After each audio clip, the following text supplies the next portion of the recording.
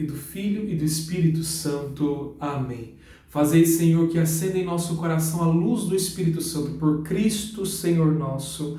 Amém. Olá, estamos de volta com o nosso curso de pneumoterapia e, dando continuidade, nós estávamos dizendo que a pneumoterapia é justamente expor as nossas dimensões antropológicas, ou seja, as dimensões que estão presentes nas Sagradas Escrituras de mente, coração e corpo, à graça. Expor a graça de Deus, ao Espírito Santo, como fosse um sol, como se nós expôssemos tudo aquilo que nós somos ao sol para ser iluminado pela graça de Deus.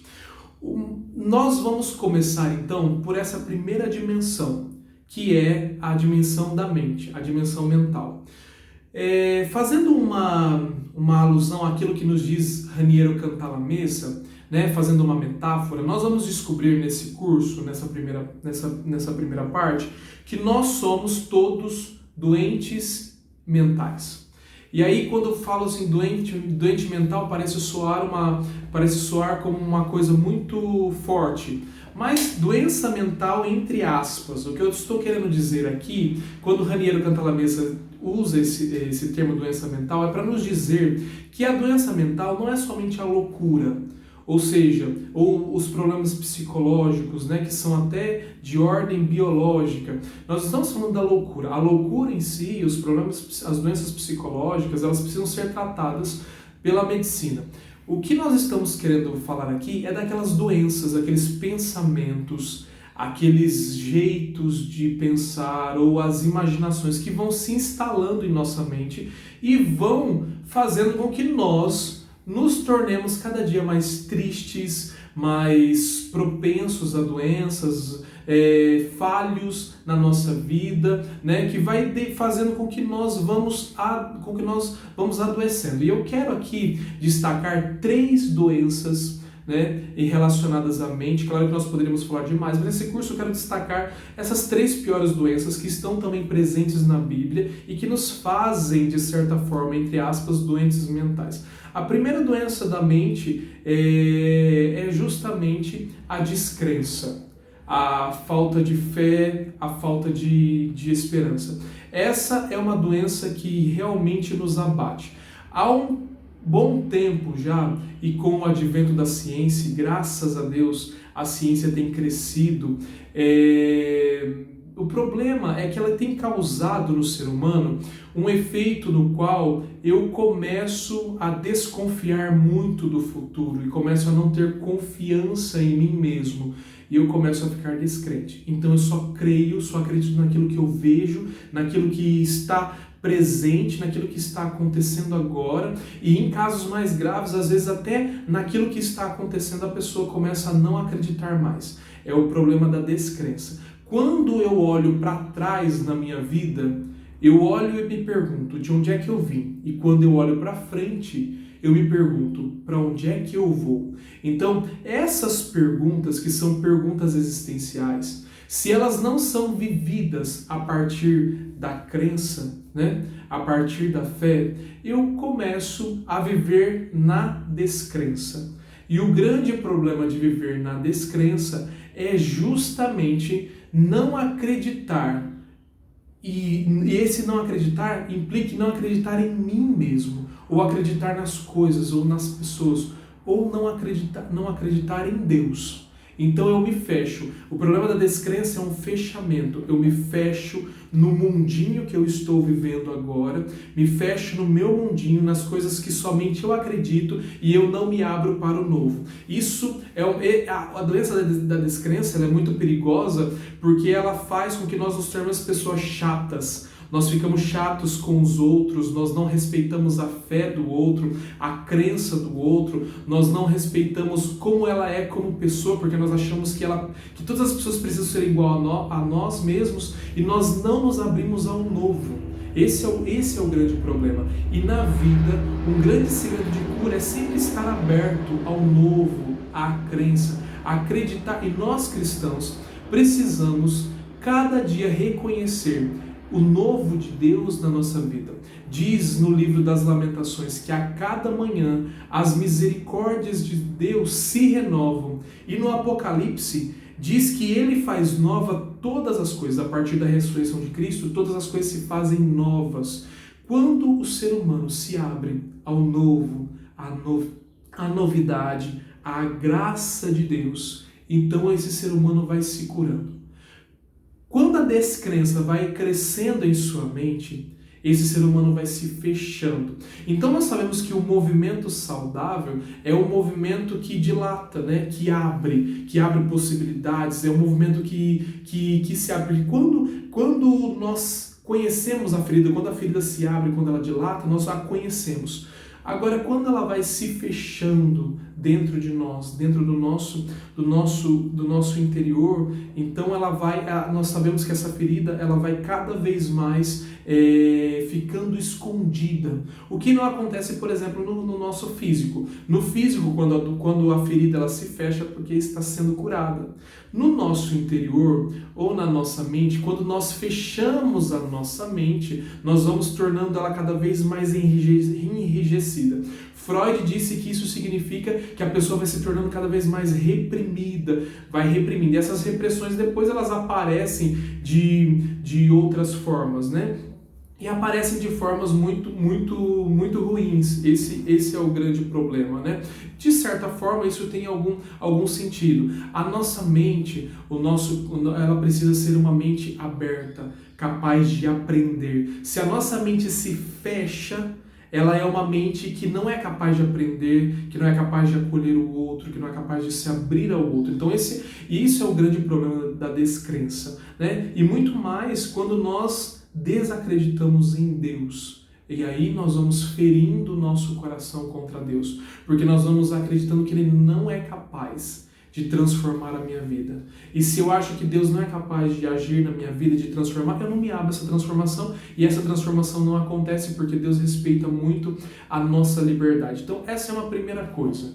Nós precisamos expor ao Espírito Santo a nossa descrença, a nossa total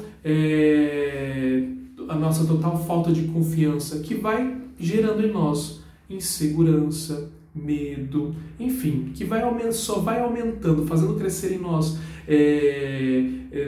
repressões que nos tornam cada vez mais fechados em nós mesmos, pessoas amargas, chatas. Isso é uma primeira doença muito importante.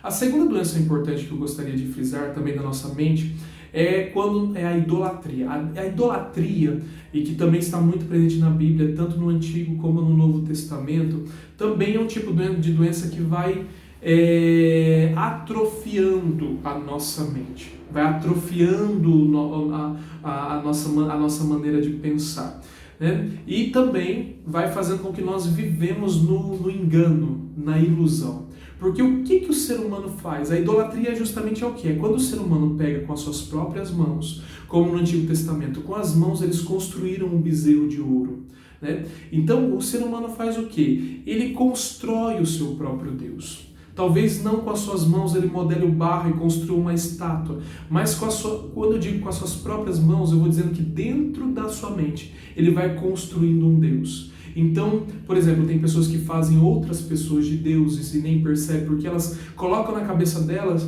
que somente se ela estiver com aquela pessoa é que vai fazer sentido para a vida dela, somente quando ela serve aquela pessoa é que faz sentido para a vida dela, então ela fica presa àquela pessoa, cria um Deus, uma idolatria. No Antigo Testamento se fala de um Deus, Moloque. Moloque é um Deus onde se sacrificavam vítimas inocentes para esse Deus, crianças principalmente, inocentes, vítimas inocentes, para o Deus Moloque.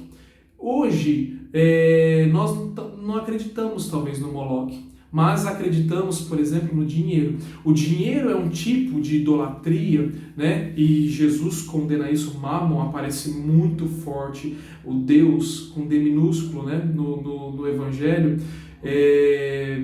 Que esse Deus, o que ele faz? O problema da idolatria do dinheiro é que quando eu confio que o dinheiro ele é capaz de transformar a minha vida, ou então eu faço tudo pelo dinheiro, então ele acaba sacrificando vítimas inocentes. Olha só, quanto o Brasil sofreu com a corrupção. E quantas pessoas inocentes deixaram de ser beneficiadas com esse dinheiro. Também é uma forma de sacrifício dos inocentes, quando eu me coloco a servir a ídolos, não é verdade? Então, a idolatria precisa ser desconstruída em nossa mente. Nós só desconstruímos a idolatria quando nós percebemos que nós estamos sendo idólatras, quando a nossa mente começa a criar dentro dela que existem coisas e pessoas que são mais importantes do que o próprio Deus, nosso Criador. Quando eu começo a desgastar a minha vida em favor de coisas e em favor de pessoas de uma maneira exacerbada, de uma maneira desordenada, de uma maneira exagerada. Então eu preciso tomar muito cuidado com essa idolatria, porque também a idolatria, ela causa em mim um certo tipo de fechamento. E essa idolatria faz com que eu vou cada vez mais adoecendo e pensando aquilo que é errado. A idolatria é um pensamento que me conduz ao erro, que me conduz à ilusão. E aí a vida vai passando, eu vou percebendo que de repente, quando eu me liberto desse falso Deus, e esse falso Deus são coisas, pessoas, dinheiro, projetos, quando eu me liberto, e aí eu olho para trás e eu percebo assim, nossa, quanta energia desgastada em favor de nada. A idolatria não nos conduz ao nada e não nos conduz a Deus. E nós nascemos para ser conduzidos a Deus e não ao nada. Porque nós não somos nada, nós somos alguma coisa, fomos criados para isso.